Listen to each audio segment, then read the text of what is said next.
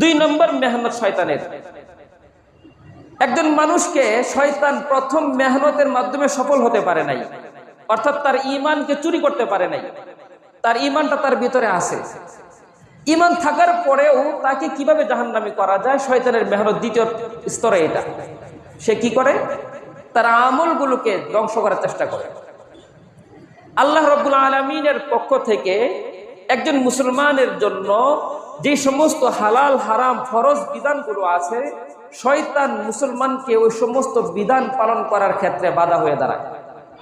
ইমানদার কিন্তু নামাজের নামে কোনো খবর নাই, আছে না এগুলো? ইমানদার হালাল হারামের কোনো তোয়াক্কা করে না, ইমানদার সত্য মিথ্যার কোনো তোয়াক্কা করে না, ইমানদার জায়েজ না জায়েজের কোনো তোয়াক্কা করে না।